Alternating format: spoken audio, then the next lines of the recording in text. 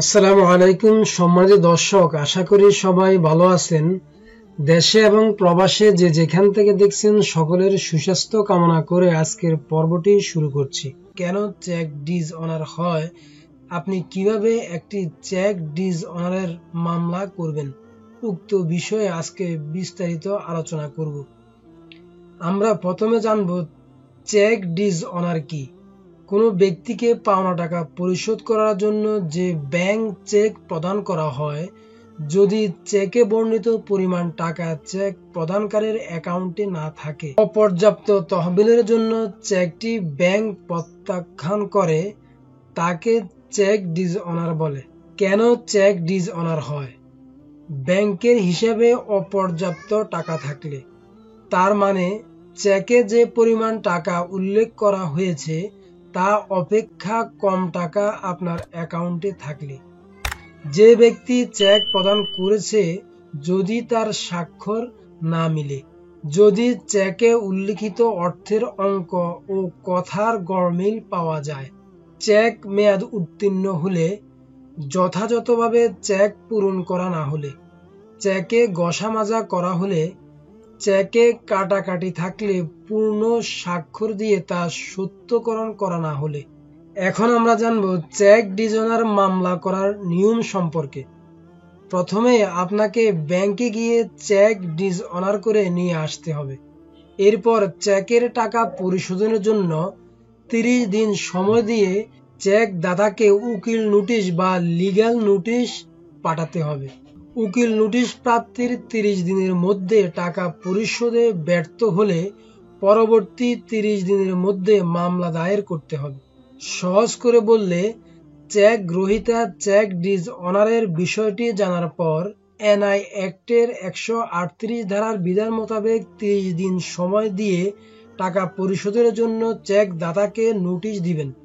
30 দিনের মধ্যে চেক দাতা চেক গ্রহীতাকে উক্ত টাকা পরিশোধে ব্যর্থ হলে বা চেকে উল্লিখিত টাকা পরিশোধ করতে না পারলে, তার পরবর্তী 30 দিনের মধ্যে চেক গ্রহীতা এনআই অ্যাক্ট বা নেগোশিয়েবল ইনস্ট্রুমেন্ট অ্যাক্টের 138, 140 ও 141 দ্বারায় এখতিয়ার সম্পন্ন আদালতে মামলা দায়ের করতে পারবেন। চেক ডিজ অনার মামলা দায়েরের জন্য আপনার যে সকল ডকুমেন্টস বা কাগজপত্রের প্রয়োজন হবে: চেক ইস্যুর তারিখ, ইস্যুকারীর নাম ও তথ্য, কোনো কোম্পানি হলে তার বিস্তারিত তথ্য, মূল চেক ডিজ অনারের রসিদ, আইনি নোটিশ বা বিজ্ঞপ্তির কপি, পোস্টাল রসিদ, প্রাপ্তি রসিদ, চেক লেনদেন সম্পর্কিত তথ্য, মামলা দায়েরের সময় মূল কপি আদালতে প্রদর্শন করতে হবে, বাদীর জাতীয় পরিচয়পত্র, চেক ডিজ অনার হবার তারিখ, চেকের বিস্তারিত তথ্য, ব্যাংকের নাম, শাখা, হিসাব নম্বর, চেক নম্বর ইত্যাদি, এবং চেকে উল্লিখিত টাকার পরিমাণ। এখন আমরা চেক ডিজ অনার সম্পর্কিত নতুন আইন বিষয়ে জানব। আগে শুধুমাত্র চেক ডিজ অনার হলেই চেক দাতাকে সাজা দেওয়া হতো, কিন্তু এখন এই আইনের পরিবর্তন করা হয়েছে। চেক গ্রহীতার টাকা পাওয়ার কোনো কারণ আছে কিনা সেটি দেখা হতো না। এখন চেক গ্রহীতাকে প্রমাণ করতে হবে চেক দাতা ও গ্রহীতার মধ্যে লেনদেন সম্পর্কিত কোনো বৈধ চুক্তি ছিল, এবং মনে রাখতে হবে চেক প্রাপ্তির বৈধ কোনো প্রমাণ দিতে না পারলে চেক দাতা আর কোনো সাজা হবে না। চেক ডিজ অনারের মামলা কোথায় দায়ের করবেন বা কিভাবে দায়ের করতে হবে? চেক ডিজ অনার মামলা মেট্রোপলিটন এলাকায় চিফ মেট্রোপলিটন ম্যাজিস্ট্রেট আদালতে দায়ের করতে হয়, আর অন্য এলাকাতে এই মামলা চিফ জুডিশিয়াল ম্যাজিস্ট্রেট আদালতে দায়ের করতে হয়। তারপর চিফ জুডিশিয়াল ম্যাজিস্ট্রেট আদালত অথবা চিফ মেট্রোপলিটন ম্যাজিস্ট্রেট আদালত মামলাটি প্রস্তুত করে বিচারের জন্য দায়রা আদালতে পাঠিয়ে দিবেন। হস্তান্তরযোগ্য দলিল আইন 1881 এর 138 ধারা অনুযায়ী চেক ডিজ অনারের মামলা দায়ের করা হয়। চেক ডিজ অনারের মামলার বিচার সম্পর্কিত উচ্চ আদালতের রায় সম্পর্কে জানব।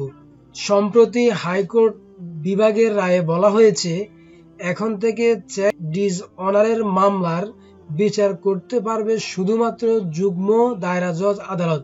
চেক ডিসঅনারের মামলা কিছুটা দেওয়ানি এবং কিছুটা ফৌজদারি প্রকৃতির। চেক ডিসঅনার মামলা চলাকালীন সময় বা মামলা করার পূর্বে আসামি মৃত্যুবরণ করলে আপনি প্রতিকার পাবেন কিনা। চেক ডিসঅনার মামলা করার পূর্বে মৃত্যুবরণ করলে চেক গ্রহীতার আর কোনো প্রতিকার পাওয়ার সুযোগ থাকে না। এমনকি আসামি মামলা চলমান থাকা অবস্থায় মৃত্যুবরণ করলেও তার উত্তরাধিকারী বা আইনগত প্রতিনিধির বিরুদ্ধে বাদীপক্ষ মামলা চালাতে পারে না। মামলা দায়েরের আগে বা পরে যখনই আসামি মারা যাক না কেন, উভয় ক্ষেত্রে বাদীর প্রতিকার হলো মৃত ব্যক্তি উত্তরাধিকারী বা আইনগত প্রতিনিধির বিরুদ্ধে দেওয়ানি আদালতে টাকার মামলা দায়ের করে উক্ত টাকা আদায়ের ব্যবস্থা করা। চেক ডিসঅনার হলে শাস্তি বা জরিমানা 1 বছর পর্যন্ত কারাদণ্ড অথবা জরিমানা বা চেকে উল্লিখিত টাকার 3 গুণ অথবা উভয় দণ্ড।